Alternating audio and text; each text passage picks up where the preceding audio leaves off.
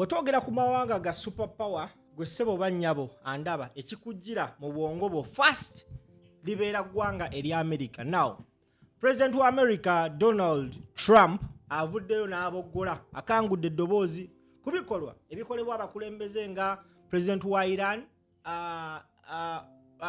nga President wa Uganda Yoweri Kaguta Museveni. Remember nabuli kati eggwanga lya America terinaba kuvaayo kwa acknowledginga obuwanguzi bwa mwami Museveni. So tuwulira amalobozi agaveeyo era twawulira ko nti Museveni yavaayo n'apangisa abantu basobola omuyamba nga balongoosa ekifaananyi kye eri Donald Trump. Now President wa America Donald Trump kyaddaaki avuddemu eddoboozi. Njagala owulirize ate tukomewo. Sawa 10 ez'ekiro kulaba speech ya Trump. Donald Trump yabadde addressinga Congress ya America. Yabadde ku State of Union address Donald Trump. So I had to wake up at 4. Trump yayogedde okuva saa 10 mpaka saa 12. Ye speech ye State of Union address esinza okubeera empanvu mu America. Ba president ba America bangi bazenga boogera State of Union. Ne Trump yayogeredde saawa 2 non-stop 2 hours. Budde no mu Uganda bwabadde bukya. Zadde saawa nga 11 ez'ekiro. Ezo kumakyawo nga bukya nga Juni yanze okuse kulaba Donald Trump. Ekyamazima ddala kyo Trump wakuba Iran. Era ekyo nakyo Trump yakyogeddeko mu State of Union gye yakoze. Ekyamazima ddala kyo tosibaayo mukazi wo. Trump alabika Iran ajja gisabula bwetamuwa ddiiru gy'ayagala. Kale wemiti olimba wabaddeyo sipeeki ya Kyagulanyi.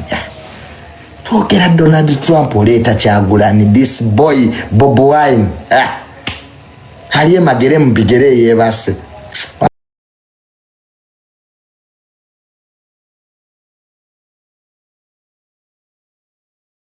Uganda is a dictatorship. Era Museveni Banakyemalira. Naye ate era nga n'akalulu yabadde military operation. Akalulu nga yabadde military operation. Netukkiriza funa yabadde military operation. Kakati ate abantu banga bayiseemu abaffe lwaki ate nga bayiseemu military operation lwaki ate tubakkiriza okugenda okusavinga mu government eyazze through a military way. Ekyo sikitegeera kinnyonnyolemuko. Kakati waliwo ekigambo omukirimu. Okay, waliwo ekigambo kinyagala okuwa ekyokubanga abaka basobola okulayira ne bakansalaza abalala oba oli awo bayinza okwesanga mu kye bayita akabiga. Nti okwesanga mu kabiga okwesanga mu mbeera nga oli puzzled, oli mukattu, nkole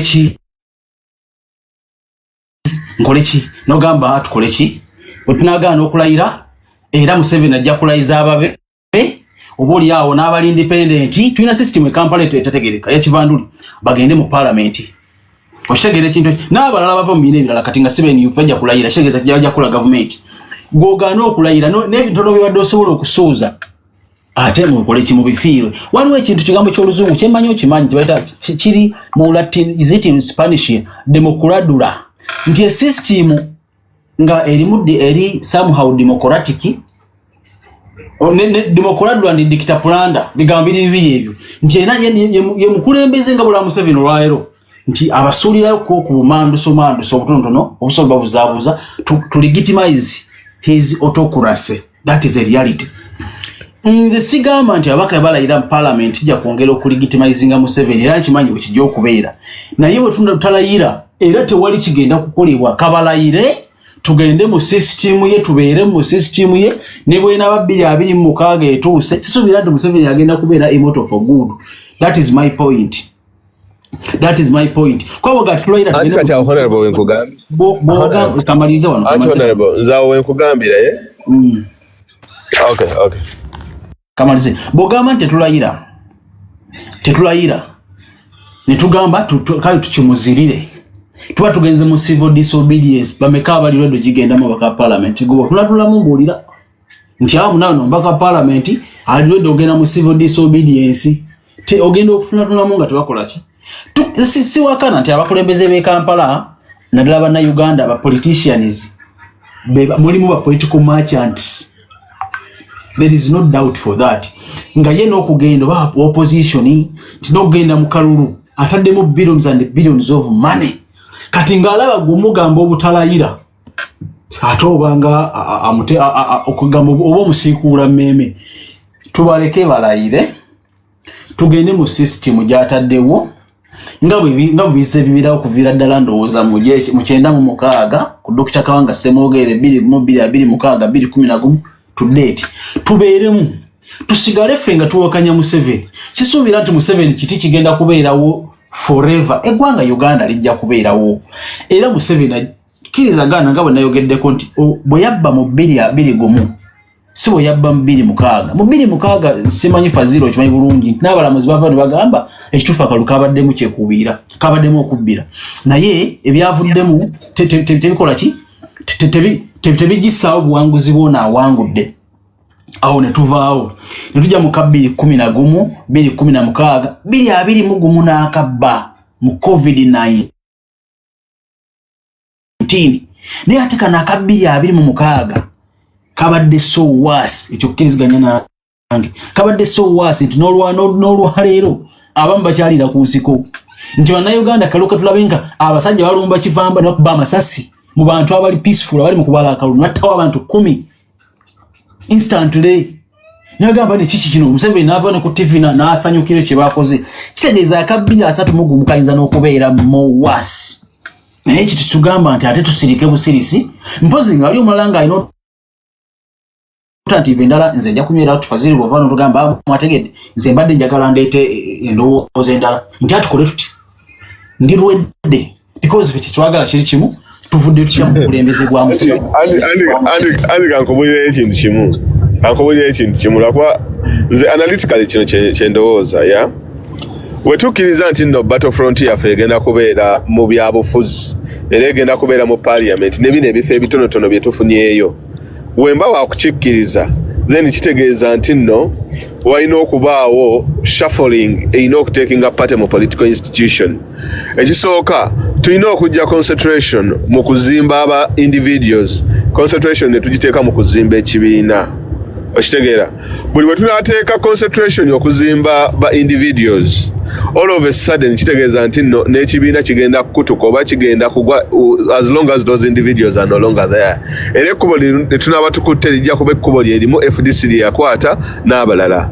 Kiba kyetaagisa nti ekibiina nga kyo kiba nga kifunye ground ne kifuna empagi kwe kyesiba oba emirandira mwe kisiba obulungi.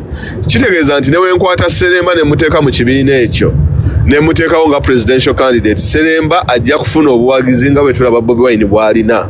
Bwe nkwata Honorable Kasanda ne muteeka mu kifo nga as long as alina kaadi ya kibiina ekyo ekya Nuupu kitegeeza Kasanda asobola okuwangula anywhere for as long as nti nno yalina kaadi yaffe. Now the problem gye tulaba mu kintu kino oba nze kyendaba nti twagala okukozesa revolutionary means naye ate nga mwagala okuzikozesa ate okuzimba political institution. Okitegeera which cannot work. Kyobola nti nno kati contradictions zijja all of a sudden abaana ne babeera confused nga tebabitegeera nga kubuuza nti kati tulaba tuli mu revolution ate tuli mu politics. What are you talking about? Tetubitegeera. Tugamba Museveni dictator ate tulaba tuli mu parliament. Kakati ate ekifaananyi kya dictatorship kiba tekivaayo. Honorable, wegendereze globally Museveni is not recognized as a dictator by the way. In terms of tunulira America we baba mu addressinga tebajja mu addressingira mu kiti kye kimu nga Khomeini nga Kim Jong Un n'abalala. No, bo balabanga a democrat ne mu European Union era bo balaba they will not use that language. Ne mu UN they will not use that language to say Museveni is a dictator. They will say Obama meet a strong man or Babichi, but they will not call him a dictator. Kakati ate ffe tumuyita dictator. Kakati ate nakola military operation. Kakati ate taking a part mu bululu. So the solution is nze kyendowooza in my view analytically speaking nti ekkubo lye lye mukwata ery'okuyita mu parliament n'ery'okuyita mu bakansala na buli kimu ne bameeya likola naye panvu. It might take years, which is okay. Tikiyinza okutwala emyaka 2-3 tewali buzibu. It takes time. Naye mu kutekinga time okwo muba mulina okupulaningira ekibiina. You don't plan for around individuals. Kubanga for individuals to expiry date. Bamandela we baavaawo ba Steve Biko baabikwata ne batambuza ANC, ba Jacob Zuma, ba Kathurada n'abalala bangi. Nawadde ekyokulabirako ne ngamba abantu nti ne gundi we yayagala okutula mu ANC Marema era yagaanye. ANC yasigadde y'amaanyi. Zuma naye n'avaayo n'ayagala okutulamu mu kalulu kano akawedde. ANC yasigaddewo. Ekyo kye tugamba nti twagala tuzimbe oba mulina okuzimba Nuupu nga woba ogizimba erina okuba ku mirandira nti Bobi Wine ne waba taliiwo leero bwe tukwata Kasanda asobola okukikwatamu n'afuuka ki presidential candidate wa Nuupu. Okitegeera nti SG waba taliiwo Lubongoya tusobola okukikwasa Seremba naye n'aleeta ideas empya. That's how you bring on new ideas. Naye buli we mubeera n'abakulembeze be bamu for over 10 years, for over 15 years, the ideas will be the same, the way on how things are conducted will be the same, and so on and so forth. Nze kyengamba kiriwo ekiti we tuba nga tulina mmesi waffe nga ye Bobi Wine yali eri maaso naye ng'eno abali emabega mu namba 2-3-4-5-7 7 nga bonna bafu Messi tajja kuteeba. Okitegeera kakati muba mulina namu okutuula internal ne mugamba naye bannaye tukoze tutya nti owe Kasanda okay lwaki tojja noonyenyamuko wano ku kyoba deputy president simbubi.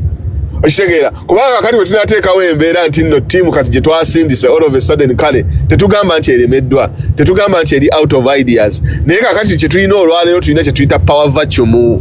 Ba deputy president basatu bonna tebaliiwo. Okitegeera president adduse tumanyi wajali ali mukwekweka musajja wattu bamunyonya bamutwala kaguddeyo. Secretariat teri well constituted. Ba deputy secretary general bonna tebalabikako. Obukulembeze tebuliiwo to a certain extent. Okitegeera kati ebyo byonna tuba tulina okuba nga tubyetegekedde nti Bobi Wine wagamba nti fuuka Kyagulanyi kitegeeza naawe olina okuba nga oli ready okukola ki okukikwatamu. Okitegedde mukulu Jimmy Sebo.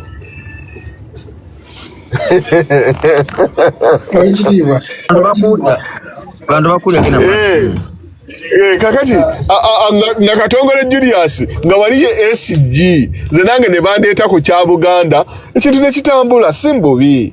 Okitegeera oba namboze n'afuuka loopu Joel Sonyenye ekyobwogezi n'akita n'akiwa omulala ye n'asigala ku kyobwa loopu oba ku kyoba MP wannakawa. Naye we tunaafuna omukulembeze nga ye loopu nga ye mwogezi w'ekibiina ye MP w'ennakawa egy'emisaala emeka bannange era ezo ideas ziri mmeka z'anaaba nazo. Okitegeera tekiba tekivaayo buliko ssente. Sigambye nti buliko ssente. Ngambye asikyembadde njagala otegeeza naye kyenjagala otegeeza kigamba nti gw'onooba ne idea y'obwogezi gw'onooba ne idea y'obwaloopa era gw'onooba ne idea y'obwa-MP ekyo tekiriyo Jimmy tekisoboka. Okitegeera kakati kwata obwaloopu obuwe nnambooze osigale ku ky'obwogezi kale ne ku ky'obwa-MP oba sigaze eky'obwa-MP eky'obwogezi okikole ki okireke okwate Julius atayitamu omugambe kati Julius gwe mwogezi Waiswa waba ali mu kkomera we bana musiba emyaka 10 kati tuube na deputy mwogezi kwata Jimmy akola program ayina TikTok live omuwe ekya deputy mwogezi struggle etambule. Mandela we baba siba bali replaceable we baba siba ba Mandela wagenda omujjawo already ng'omulala bamutaddewo. Era Mandela agamba mu kitawe kye Long Walk to Freedom nti agenda okufuluma nga struggle gye yaleka ndala nnyo, ideas ndala nnyo, ebintu bye bazimba nga birala nnyo, abaana abaali bazze nga bazibu nnyo, nga balala nnyo ku bo kye baalekawo.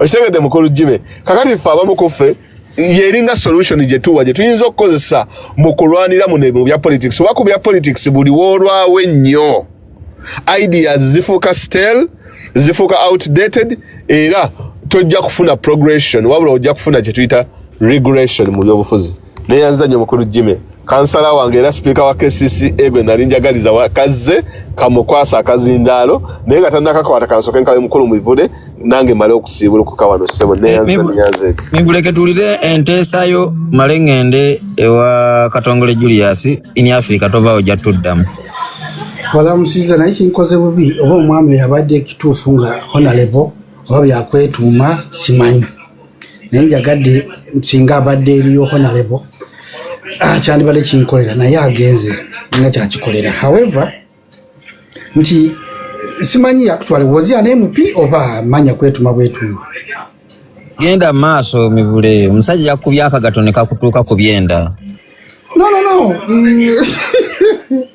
yagambye nti tekiba prudent enough ogamba nti abapaka baleme kulayira nga bataddemu sente nyingi yabadde open gy'oli nakutegeeza nti eno business it was open to you ate ye mubaka ate nga aliko opposition told you this is a business it's none of your concern nti kuteeseza biki no told you twatandikamu sente nyingi it was open it is a business because one you can't tell me to subscribe you don't subscribe to the democracy that we have in Uganda ko ku Luganda kuba oyinza okuvuma nga atonzo ntabula mu luzungu nti ate olwo siri mu Uganda tokola bampaba ntekamu Oluganda naye